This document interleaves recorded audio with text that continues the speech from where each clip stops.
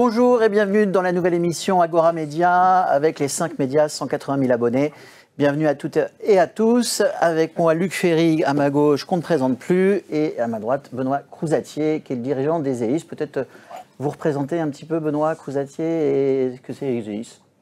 Merci Mickaël, bonjour à tous. Donc Ezeis est une entreprise de soft facility management, c'est-à-dire que c'est une entreprise qui va délivrer des services, à la fois services aux occupants, depuis la reprographie, le courrier, en passant par la gestion de flotte et autres, jusqu'au service au bâtiment avec la maintenance de niveau 1, la maintenance de niveau 2, du second œuvre, bref, l'ensemble des métiers dont une entreprise a besoin pour pouvoir maintenir son bâtiment dans un état convenable pour les utilisateurs. Merci Benoît. Et du coup, beaucoup de salariés, évidemment, femmes et hommes, multigénérationnels, et se posent la question de la formation et de l'accueil des jeunes dans l'entreprise. La transmission des compétences, la formation à l'intérieur de l'entreprise, comment fonctionne la communication intergénérationnelle, quelle formation il faut avoir, comment les recruter, comment les fidéliser. On va en parler, c'est l'idée de la thématique aujourd'hui avec Luc Ferry. Alors justement, Luc, quelle est pour vous aujourd'hui les solutions justement par rapport à ces problématiques que rencontrent les entreprises en matière de recrutement, de fidélisation, de motivation aussi et de transmission des compétences? D'abord, il y a un problème général qui ne touche pas simplement les jeunes. 45% des salariés français disent pratiquer ce qu'on appelle le quiet quit. On traduit par la démission tranquille, c'est-à-dire je garde mon job parce que j'ai besoin du salaire à la fin du mois, mais j'en fais le moins possible.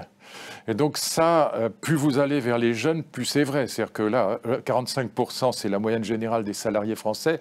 Mais si vous allez vers les 20, 25 ans, 30 ans, on monte à 70%.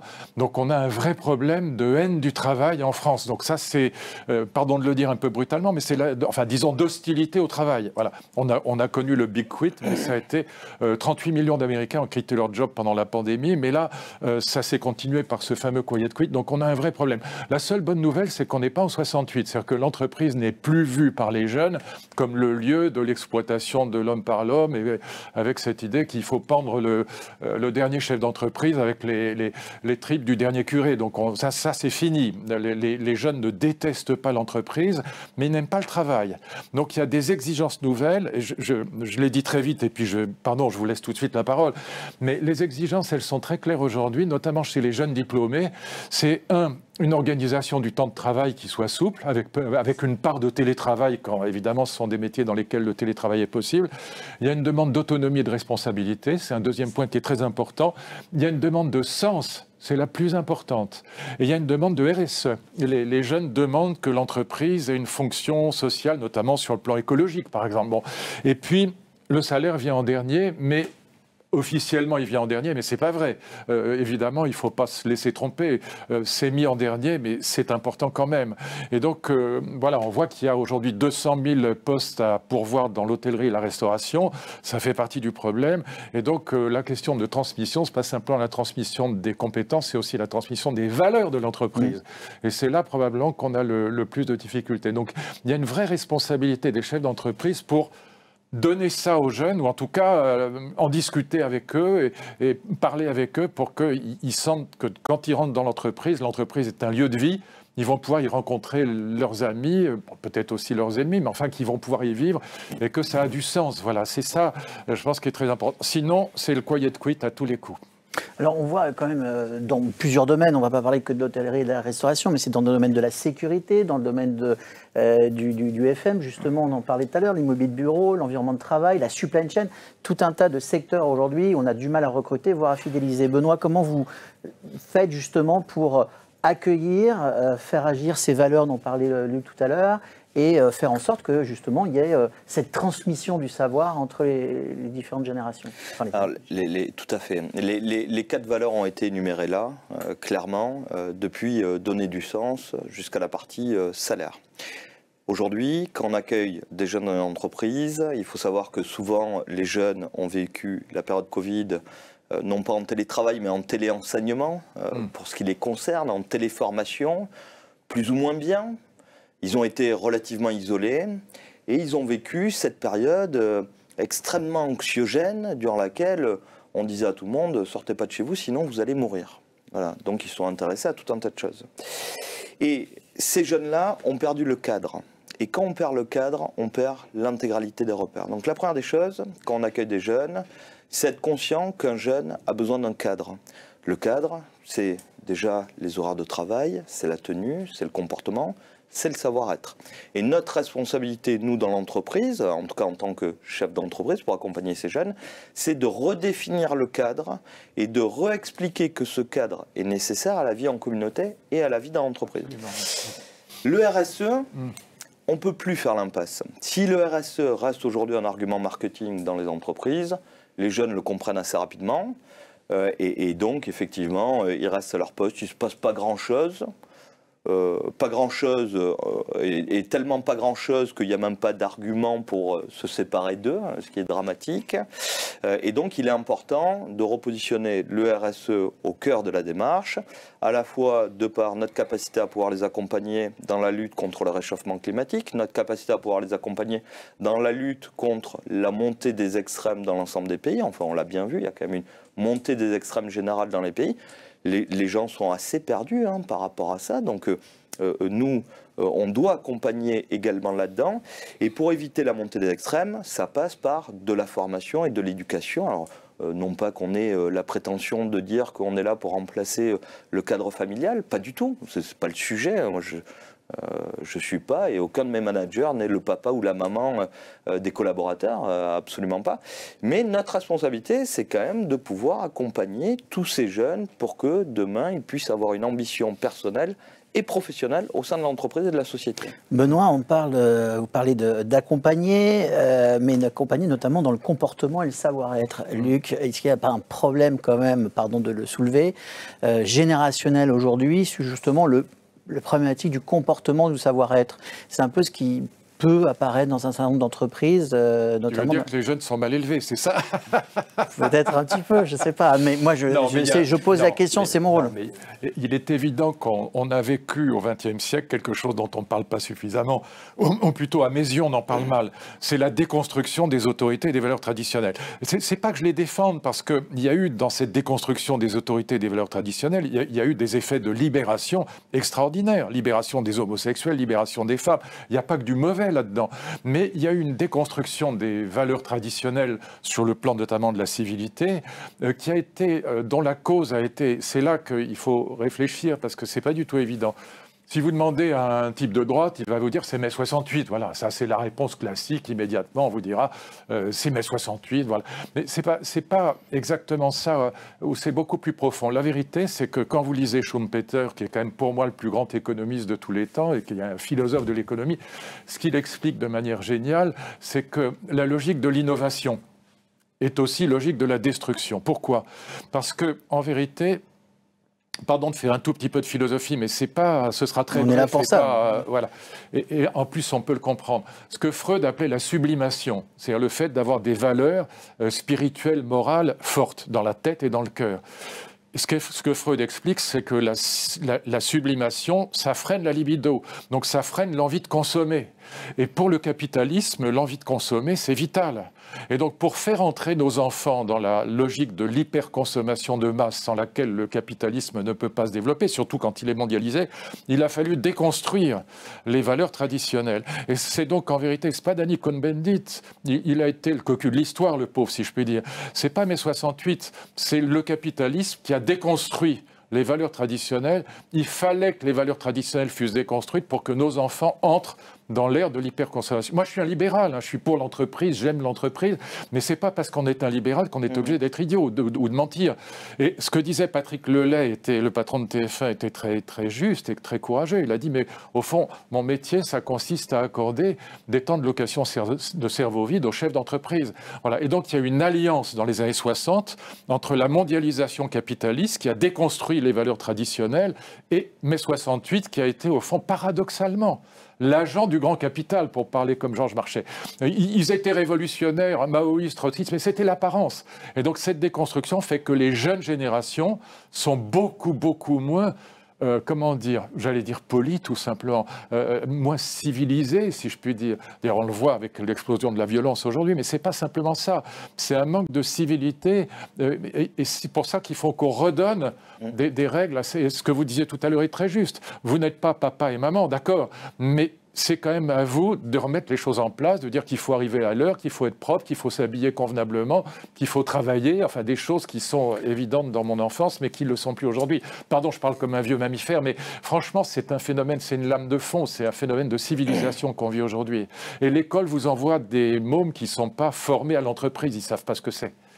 J'allais venir. Oui, bah justement, et sur l'idée de la patience aussi de la nouvelle génération, est-ce qu'il n'y a pas cette idée d'aller très rapidement ou plus rapidement sur des postes clés? Est-ce qu'il n'y a pas cette idée d'impatience par rapport au monde professionnel? Oui, non. En fait, quand moi j'étais jeune, en tout cas quand j'avais 20 ans, je ne suis pas très vieux, mais quand j'avais 20 ans, on me disait déjà que j'étais impatient. Et donc là-dessus... il y a une bonne impatience aussi. Il y a la bonne impatience. Là-dessus, je me reconnais assez bien dans la nouvelle génération qui voudrait parfois aller trop vite et brûler quelques étapes. Non. Le vrai sujet, c'est d'accompagner. Les jeunes aujourd'hui ont besoin qu'on les accompagne, sûrement beaucoup plus qu'avant. Quand moi, il y a 20 ans, j'ai commencé à travailler, on m'a mis dans un bureau avec un téléphone, les pages jeunes à côté, et puis il fallait que je bosse. Et j'étais tout seul et je me suis débrouillé. Voilà. Aujourd'hui, on ne peut plus faire ça. Aujourd'hui, on ne peut absolument pas faire ça. Tous ces jeunes ont besoin de reconnaissance, ont besoin véritablement d'accompagnement. Ils sortent de l'école, on leur a expliqué que tout allait bien se passer, qu'il fallait qu'ils aient des salaires mirobolants, sinon ça ne servait à rien. Ils arrivent dans une entreprise où ils n'ont pas le salaire qu'ils souhaitaient. Ils sont persuadés d'arriver comme des héros. Personne ne les attendait. Et personne ne les attendait. Ils sont complètement perdus parce qu'on leur a jamais parlé du monde de l'entreprise. Alors il y a bien quelques stages qui étaient pas mal d'ailleurs. Le fait d'envoyer les jeunes dans les entreprises, bon, ces stages ont été détournés et c'est devenu finalement plus des coursiers ou des assistants pour faire des photocopies coach. Je trouve ça un peu dommage, mais bon, en tout cas, ça leur fait un premier contact avec l'entreprise. Mais ils sortent de l'école, ils connaissent rien. Ils ne connaissent rien. Ils ne savent pas quoi faire. Enfin, moi, je suis surpris à chaque fois que j'accueille un jeune. Et par exemple au service marketing, je lui dis tiens, fais tel dossier et ensuite tu fais la reliure. Il se retrouve face à la machine à reliure sur laquelle on fait les petits trous, on met des rainures, etc. Il ne sait pas l'utiliser. Il ne sait pas comment ça marche. Il ne l'a jamais fait de sa vie. Et là, je prends un exemple concret et basique, quoi. Enfin, voilà, donc on a vraiment ce besoin de les accompagner. Ce qu'on a fait chez ZEISS, mais ça existe dans plein de boîtes et c'est en train de se développer parce qu'il n'y a pas d'autre solution, c'est de créer des académies internes. Des académies internes. C'est une bonne idée, ça. Qui vont permettre aux jeunes de se développer sur les savoir-faire basiques, sur les savoir-faire essentiels à la vie en entreprise pour qu'ils puissent évoluer. On n'a plus le choix, on doit le faire. Donc c'est justement, alors il y a quelque chose d'incroyable, c'est tout à l'heure Luc, vous parlez d'autonomie. Cette nouvelle génération qui arrive depuis quelque temps a besoin d'autonomie. Et en fait, Benoît dit l'inverse, c'est que quand ils arrivent dans l'entreprise, en fin de compte, ils ne peuvent pas du tout être autonomes. Ça ne veut pas dire qu'ils n'en aient pas envie. Ça ne veut pas dire qu'ils n'en aient pas besoin. Ils ne sont pas autonomes, ils ne savent pas ce que c'est qu'une entreprise parce qu'il y a très très peu de cours qui parlent vraiment du monde de l'entreprise. C'est pas l'essentiel des professeurs, c'est pas leur préoccupation principale. Mais il faut bien voir une chose. Est-ce que vous savez, est-ce que vous connaissez le temps qui est consacré par les jeunes, les 16-19 ans, à l'écran et à l'écrit? Est-ce que vous avez en tête? Non. Alors, bon, moi j'ai travaillé là-dessus pendant des années. Là, j'ai les derniers chiffres. Les 16-19 ans, c'est 12 minutes par jour pour la lecture. 12 minutes par jour pour la lecture, ça comprend la lecture du smartphone. N'importe quel type de lecture. Voilà. 12 minutes par jour. Écoutez bien, 5h10 pour les écrans. 5h10 pour les écrans, mais les écrans, ça veut dire c'est 2 heures TikTok. Avec les petites vidéos sur les chats. Bon, j'adore les chats, c'est pas le problème, mais c'est quand même très très con, il faut bien le dire. Bon. Et donc, quand vous pensez que c'est 5h10 par jour, ça veut dire quoi? Psychologiquement, hein, psychologiquement. Ça veut dire qu'on est dans la consommation, dans l'amusement, dans le divertissement. Dans l'instantané. Et dans l'instantané, et dans en fait, ce qui vous détruit la tête d'une certaine manière, parce que TikTok, c'est vraiment une catastrophe, voilà. Et donc, et 12 minutes pour la lecture. Donc, ça veut dire que, c'est pour ça que je disais l'académie, au fond, une nouvelle scolarisation dans l'entreprise, si je puis dire, avec les valeurs de l'entreprise, avec les métiers de l'entreprise, avec les tâches de l'entreprise. C'est à vous de le faire. Et ça, au fond, la formation permanente, c'est chez vous qu'elle se fera beaucoup plus qu'ailleurs. Et ça, c'est parce qu'il faut que vous preniez le relais de l'école. Alors, plus vous allez vers les très jeunes, plus ils lisent par jour, parce que l'école les oblige à lire. Mais dès que vous passez les 16 ans, c'est-à-dire la scolarité obligatoire, 16 ans, alors là, 12 minutes par jour pour 5h10 de vidéos, encore une fois, souvent très très bêtes et destructrices de ce qu'on peut avoir dans le cerveau. Donc ça veut dire que les jeunes qui arrivent chez vous, ils n'ont qu'une envie, c'est de travailler quand même le moins possible, de s'amuser le plus possible. C'est vraiment divertissement contre le travail, voilà. Et en plus, comme on est sorti des grandes causes, de mon temps, pour parler à nouveau comme les vieux mammifères, les gens étaient, en gros, soit ils étaient cathos ou communistes, voilà. En gros, ils étaient maoïstes ou catholiques. Bon. Mais ils avaient des grandes causes. Tandis que là, tout ça s'est complètement effondré, ce qui fait qu'il n'y a plus que l'amusement, le divertissement. Et c'est très compliqué de refaire quelque chose qui ressemble à une structure de travail. Ils ne sont pas bêtes, ils sont gentils, ils ne sont pas idiots du tout. Ce n'est pas le problème. Moi, j'adore les jeunes. Ils sont adorables. Mais il n'y a ni grande cause, ni grande capacité de travail. Donc, tout est à refaire. Et ça, c'est aussi un peu la responsabilité des parents qui est en cause, évidemment. Mais bon, ça, vous n'y pouvez rien. Quand ils arrivent chez vous, vous êtes obligé de les prendre comme ils sont. C'est aussi l'idée du goût de l'effort. Mais oui, mais ça s'invente pas comme ça. Et quand vous passez 2 heures par jour, c'est 1h45 en moyenne sur TikTok, mais ça, c'est la moyenne. Mais si vous prenez les 16-19 ans, c'est plutôt 3 heures. Quand vous passez 3 heures sur TikTok, le goût de l'effort, non, c'est exactement le contraire. D'ailleurs, on voit bien nous-mêmes, ça nous arrive de regarder une série géniale, on en parlait tout à l'heure, il y a des séries américaines sur d'avocats que j'adore, comme The Good Wife, par exemple, je trouve formidable, ou Suits, formidable. Bon. Mais dès que c'est une addiction. Même pour nous, vieux adultes, enfin moi je suis vieux, beaucoup plus vieux que vous, mais c'est une addiction. Donc imaginez pour les jeunes ce que ça peut faire dans la tête TikTok quand ils arrivent chez vous. Vous avez tout à refaire. Et ça n'empêche pas qu'ils sont gentils et intelligents, c'est pas le problème. Très gentils, très intelligents, mais la quantité de travail est là, mais totalement disparue par rapport à ma génération. Benoît, si vous voulez bien, revenons sur l'idée de cette académie. Comment vous la voyez? Expliquez-nous. Alors en fait, je reviens sur le sujet d'avant, je fais une petite parenthèse, mais pas tant que ça finalement, mais il y a 3 choses. Première des choses, c'est qu'il y a une nouvelle forme d'autisme qui est apparue en Chine aujourd'hui, parce que les parents, plutôt que de s'occuper de leur enfant, les mettent devant un écran. Et c'est vrai, hein, et il y a une vraie nouvelle forme d'autisme qui est en train de se développer de ce point de vue-là par le manque d'interaction. Voilà. Ça me fait penser... je crois que c'est en Russie où durant la guerre froide, ils isolaient des enfants de toute interaction humaine et ça créait des enfants plutôt autistes et monomaniaques, en fait, qui étaient très bons sur un seul sujet.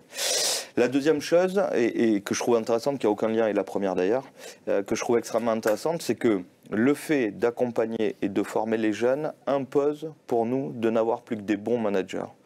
Il y a 20 ans, on avait parfois des managers très moyens, voire inférieurs à la moyenne.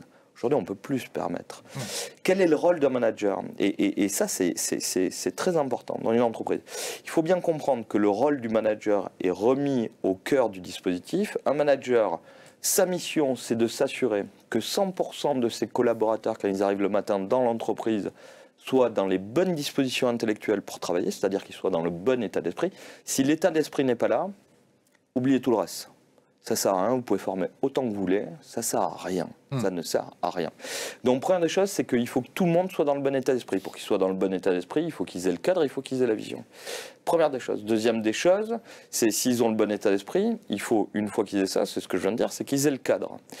Quand ils ont le cadre, il faut qu'ils aient les bonnes formations pour qu'ils développent les aptitudes pour réaliser leur mission. Et enfin, il faut qu'ils aient des objectifs qui soient clairs et précis. Parce qu'on peut me donner un cadre, des formations, mais si je n'ai pas les objectifs et je ne sais pas où je vais, difficile d'y aller. Voilà. Et ça, c'est le rôle du manager. Ça, c'est vraiment... Et aujourd'hui, on ne peut plus se permettre d'avoir des managers qui ne soient pas alignés avec ces prérequis nécessaires à l'accompagnement des jeunes et puis de toutes les équipes. Donc le rôle du manager est au cœur du dispositif et plus important que jamais. L'entreprise pour les jeunes n'est pas là uniquement pour les nourrir, mais elle est là pour apporter du sens. Voilà, extrêmement important. La EasySys Academy, elle est basée sur ce principe-là. Donc on se dit, finalement, qu'est-ce qui va donner du sens pour les jeunes? Alors on va créer l'environnement. Parce que c'est notre ADN, et ensuite, parce que c'est absolument nécessaire, sinon l'entreprise ne se développera pas, et c'est quand même un peu l'objectif de l'entreprise. Et donc, cet ADN qui est au travers du RSE, au travers de la vision, au travers de toutes ces choses-là, est nécessaire, et ensuite, on va voir avec l'ensemble de nos collaborateurs, jeune génération, moins jeune génération, quel est votre objectif? Vous aspirez à quoi? Vous aspirez à quoi? Où est-ce que vous voulez aller? Et tout dépend, là, de la réponse. On a développé, en tout cas, nous, chez EasySys, on a plutôt des collaborateurs qui sont faiblement qualifiés, qui n'ont pas eu de grand niveau d'études, qui donc ont des salaires qui sont plutôt inférieurs. On est plus proche du SMIC que de l'extrême inverse. Et donc, quand on va voir ces collaborateurs, qui sont souvent d'origine étrangère, 78% de nos collaborateurs sont d'ailleurs des collaboratrices, 54% de ces 78% sont des femmes seules qui élèvent 2 enfants. Et elle nous disait, moi, ce que je rêve, pour moi, c'est trop tard, monsieur Crozatier. Vous ne pouvez plus rien pour moi. En revanche, j'aimerais que vous aidiez mes enfants parce que eux peuvent s'en sortir. On a réfléchi à comment on pouvait accompagner les enfants. Et malheureusement, on ne peut pas se substituer, nous, à l'école, on ne peut pas se substituer à l'État, on ne peut pas substituer à l'éducation des parents. Ça, c'est absolument pas possible. En revanche, ce qu'on peut faire, c'est améliorer le quotidien de nos collaborateurs pour leur offrir une aspiration différente, avec peut-être un métier qui correspond mieux à ce qu'ils ont envie de faire, avec une rémunération mieux en adéquation avec ça, et qui leur permette de pouvoir offrir eux-mêmes un avenir qui soit différent à leur enfant. Et au travers de ces 8 modules de formation, on va accompagner donc nos collaborateurs à développer des compétences professionnelles, mais également des compétences de savoir-être, pour demain pouvoir adresser des métiers sur lesquels la rémunération est meilleure, la valorisation est meilleure.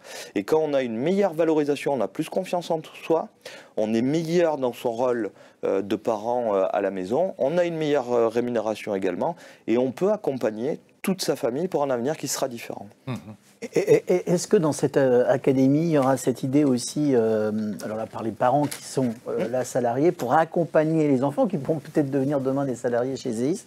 Est-ce qu'il y a l'idée aussi de la transmission de l'aide sur les programmes universitaires, par exemple? On voit énormément de parents complètement désœuvrés, ne savant pas sur quel domaine orienter les enfants. Est-ce que ça fait partie d'un programme aussi chez EasySys, ça ne fait pas du tout partie d'un programme. Encore une fois, on n'a pas la prétention de former les enfants ou les neveux ou les nièces mais désorientés, encore une fois. Voilà. En revanche, effectivement, on a un service administratif qui est au service de nos propres collaborateurs pour les aider dans la formalisation nécessaire à l'entrée à l'université ou autre. Alors Luc, on a parlé justement dans cet accueil de la nouvelle génération, de donner du sens, de l'importance du RSE, de l'environnement, etc. Mais il y a une chose qui marque tous les chefs d'entreprise, tous les entrepreneurs, ou même les managers, comme vient de dire Benoît, c'est que malheureusement, 90% des jeunes, 15, 16, 17, 18 ans, ne connaissent pas du tout les mondes de l'entreprise. Quand on leur parle de supply chain, ils ne savent pas ce que c'est. Quand on parle de l'univers de la sécurité globale, ils ne savent pas ce que c'est. Ils ne savent pas. Ils vont dire le maître chien, etc. Ils ne connaissent pas tous ces métiers. Comment il faut faire? C'est quoi la solution par rapport à ça? Mais il faudrait un bon ministre de l'Éducation. Déjà, moi, quand je m'occupais des programmes, j'ai introduit, on en parlait tout à l'heure avant l'émission, j'ai introduit 2 gros mots dans les programmes d'économie. Le mot entreprise il n'y figurait pas, ce qui est quand même dingue, et marché financier. Ce mot et cette expression n'existaient pas dans les programmes. Donc c'était délirant. Et donc voilà, donc déjà je pense qu'il faudrait que le ministre de l'Éducation se saisisse de la question des programmes d'économie. Et deuxièmement, moi je pense qu'à l'intérieur même de l'entreprise et dans vos académies, on en parlait aussi tout à l'heure. Moi, j'ai eu dans ma vie, en gros, 5 grands profs, une maîtresse d'école, 2 profs au collège. J'ai quitté ce qu'on appelait à l'époque le lycée, j'ai quitté moi en 3e. Après, j'ai fait mes études tout seul, et puis 2 à l'université. C'est pas énorme, mais je pense que vous auriez un grand prof, même seulement un grand prof d'économie par exemple, et puis un grand prof d'histoire des idées ou d'histoire des sciences, par exemple. Mais dans votre académie, je pense qu'il faut aussi passionner les enfants pour la culture difficile et celle qui permet de comprendre le monde. Parce que, y compris dans l'entreprise, comprendre le monde extérieur est quelque chose de très important, parce que vous en dépendez. Par exemple, moi j'ai eu cette discussion avec alors, je peux le dire son nom, avec mon ami Pierre Gattaz, qui dirigeait le MEDEF, c'est un de mes grands amis. Mais je vois qu'il avait beaucoup de mal à comprendre les questions budgétaires. Ça ne l'intéressait pas, jusqu'à ce qu'on s'aperçoive aujourd'hui, on en parle beaucoup cette semaine, que les questions budgétaires ont un impact absolument colossal sur les entreprises, parce que quand vous arrivez à une dette de 3 000 milliards d'euros, on est obligé soit d'augmenter les impôts, enfin, la vérité, c'est ce qu'ils devraient faire, c'est réduire la dépense publique, mais comme ils n'en sont pas capables, vous avez des impôts qui augmentent et vous avez des charges. Les charges sur les entreprises françaises sont les pires d'Europe. Voilà. Et ça empêche les entreprises d'investir dans l'innovation. Ça, c'est des choses qu'il faut expliquer aussi à vos salariés, aux jeunes. Et on peut là, je le dis très vite et très mal, mais ce sont des choses qu'il faut comprendre. Et si vous aviez un très grand prof d'économie chez vous, qui ne soit pas ennuyeux, qui passionne les mômes, ça doit faire partie aussi de votre académie. Voilà. Et je pense qu'il faut aussi avoir un grand cours d'histoire des sciences. Par exemple, la question de l'IA, l'intelligence artificielle, va impacter les entreprises de manière absolument colossale dans les 3 années qui viennent, ça va aller très très vite. On aura des robots polytechniciens et agrégés de philo. Et donc, ça va aller très très vite. Et donc, ça aussi, c'est des choses que les mômes doivent comprendre aujourd'hui. Et comme on en parle assez peu à l'école, ou même pas du tout, vous pouvez prendre ça en charge et ça les passionnera en plus, vous voyez. Et donc, c'est pour ça que je trouve que votre idée d'académie, elle est vraiment excellente. Mais mettez-y 2 grands profs, des profs qui passionnent les mômes sur, encore une fois, histoire des idées, histoire des sciences, histoire de l'économie. C'est pas pour... je vous fais pas une offre de travail, c'est pas du tout l'idée. Mais je pense que c'est vital voilà, parce qu'ils comprennent que la connaissance, avoir des connaissances plutôt que de regarder TikTok, c'est aussi une ouverture sur le monde qui peut leur donner de la valeur dans l'entreprise. Voilà. Alors c'est c'est passionnant pour eux. Et c'est une belle transition. Il faut il faut des grands profs, c'est très rare. Hein. Ouais, Luc, c'est une belle transition parce que justement, on voulait évoquer dans ce sujet-là, c'est l'idée des nouvelles technologies, que ce soit par les programmes de formation en e-learning ou éventuellement par l'intelligence artificielle. Comment on l'exploite, est-ce qu'on l'utilise, etc. C'est quoi? C'est surtout elle qui va nous exploiter, c'est plutôt dans ce sens-là. Oui, mais comment on utilise ces outils-là, ces nouveaux outils-là? Est-ce que ça ne fait pas peur aux salariés? Est-ce qu'il faut les rassurer? Qu'est-ce que vous en pensez tous les deux? Peur, oui, parce que Goldman Sachs a sorti une étude l'année dernière disant que 300 millions d'emplois seraient remplacés par des IA. Moi, j'ai une fille qui travaille, je ne vais pas dire où, ça ne regarde personne, mais qui travaille dans une boîte du luxe à l'étranger. Et il n'y a plus une seule secrétaire. Tout le courrier est fait par ChatGPT 4. Évidemment. Et donc, moi, j'interviens très, très souvent sur l'IA, parce que j'ai écrit un livre sur l'IA, ça fait 15 ans que je travaille là-dessus, et je suis sidéré de voir que les médecins, les pharmaciens, les militaires à qui je m'adresse ne sont pas enfin, il n'y en a pas 5% qui sont abonnés à ChatGPT 4. Ils ont le 3,5, mais qui ne vaut rien.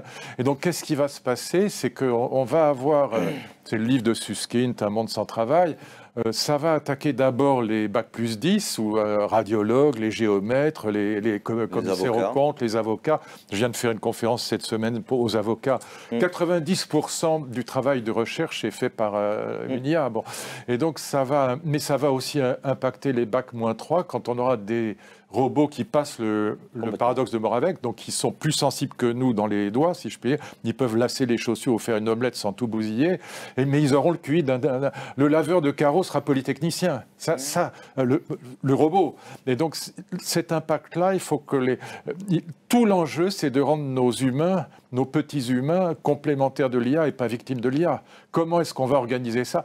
Voilà, ça devrait être la préoccupation principale d'un président de la République associé au ministre de l'Éducation. Il n'y a pas un mot là-dessus dans la campagne électorale des Européennes. Les gens sont fous, ils ne savent pas ce qui se passe. Voyez, et donc ça va être colossal. Et donc on va avoir, surtout que l'IA est extrêmement créative. Là, je pourrais vous montrer ce qu'elle fait en matière d'art, mais c'est dingue. Et donc en philosophie, contrairement à ce que dit mon ancien élève, si je puis dire, Raphaël Antovel, en 6 mois, je peux faire passer la grille de philo à un Small Language Model. C'est très facile. Et donc on va avoir un impact dans le monde du travail. Alors, mais est-ce que l'IA va permettre justement d'accélérer les formations ? Non, ça permettra aux chefs d'entreprise de supprimer des emplois et de gagner en croissance et en productivité. Mais le problème social sera énorme. C'est pourquoi, parce qu'on a fait une Freshwork, vous vous souvenez, le patron de Freshwork, très sympathique, il a expliqué comment il avait fait un logiciel d'IA qui permettait de gagner 1 heure par jour et par salarié dans les entreprises qui s'occupent, dans les agences de voyage. Je ne vais pas développer ça, on a fait passionnant. Donc les chefs d'entreprise vont pouvoir supprimer des emplois et augmenter la productivité, et donc ils vont pouvoir y gagner. Mais le problème social sera énorme, c'est pour ça que sans aucune exception, tous les patrons des oligopoles américains, que ce soit Sam Altman ou Zuckerberg ou les autres, sont pour le RUB, évidemment, parce qu'ils se disent sinon on va se faire bouffer. Il y aura donc on va avoir 70% à terme d'une société où 70% des gens seront au revenu universel de base, mais il sera quoi? Il sera à 1 000 €. C'est terrifiant, parce que, voilà. Et puis 30% qui rouleront en Ferrari ou en Aston Martin. Et donc ça, pardon, je vais très vite, mais c'est ce qui se profile dans les 10 ans qui viennent. Donc il va falloir éviter ça. Ça va être l'immense enjeu. Donc pour les chefs d'entreprise, l'IA peut être très utile, elle peut être formidablement utile. Par exemple, pour un chef de clinique, au lieu d'avoir 10 radiologues, il n'en aura qu'un. La machine fera le travail des 9 autres. Et il y aura un radiologue pour vérifier le boulot en fin de parcours. Et sa radiologie, c'est mort de chez mort. Lisez le livre de Bibot, qui s'appelle L'Odyssée de la médecine. Livre génial. Lui, il est oncologue à Pompidou et il est en recherche à l'INSERM sur l'IA. C'est un médecin, mais il le dit lui-même. Il le dit, mais radiologue, c'est fichu, c'est terminé. Bon, bien sûr, il faudra toujours un humain pour vérifier, mais il en faudra un pour 10 aujourd'hui. Donc ça, c'est le plus grand sujet des 5 années qui viennent. Surtout que c'est des bébés encore de ChatGPT 4. Mais il faut imaginer ce qu'ils seront dans 50 ans. Bah, dans 10 ans. Même dans 10 ans. Ouais, voilà. Ouais. Et quand ChatGPT 5 va sortir au mois de juin, Claude 3 est incroyable, celui d'Anthropic. Alors Gemini, il l'a retiré parce qu'il faisait beaucoup de bêtises, mais c'est qu'une question de temps. Et quand ChatGPT 5 va sortir, il sera des milliers de fois supérieur au 4, qui est déjà... il a 160 de QI. Je lui ai fait passer le QI moi-même. Il a 160 de QI. Donc il est supérieur à 1% de la population, à 99% de la population mondiale en termes d'intelligence testée par les QI. Je ne vais pas plus loin, mais c'est le plus grand sujet pour les entreprises et pour les politiques. Et on a compris, mais revenons quand même au sujet qui nous incombe, c'était, et en conclusion, parce que l'heure tourne, c'est au niveau de l'académie, Benoît, là, c'est le sujet des nouvelles technos, de l'e-learning ou d'un accompagnement plus tard de l'IA avant que l'IA remplace l'homme. E-learning, en fait, c'est bien pour, de mon expérience, préparer des cours. Voilà. Mais ça ne remplacera jamais le prof. Ça ne remplace pas jamais un grand prof. Ça remplace un mauvais prof. Ça remplace très bien un mauvais prof. C'est mieux qu'un mauvais prof, mais ça n'a rien à voir avec un grand prof. Ouais. Je suis bien d'accord avec ça. Donc ça, j'y crois pas beaucoup. Moi, je crois que c'est des hommes qui parlent à des hommes, avec un grand H, homme-femme, et que c'est l'interaction humaine qui fait qu'on retient. Et c'est ça qui nous plaît. C'est la personne qui nous l'exprime. C'est le charme. Mais bien sûr, c'est le charme, la séduction. Et l'IA, il y a 2 choses qu'elle ne fera jamais, de mon point de vue. Et c'est là-dessus. Alors, moi, je ne suis pas anti, je serai comme tout le monde. De toute façon, il faudra se faire avec. Mais il y a 2 choses qu'elle ne fera jamais, et c'est là-dessus que, en tout cas pour mes entreprises, j'essaie de prendre le pas. La première, c'est que l'IA n'aura jamais de savoir-être.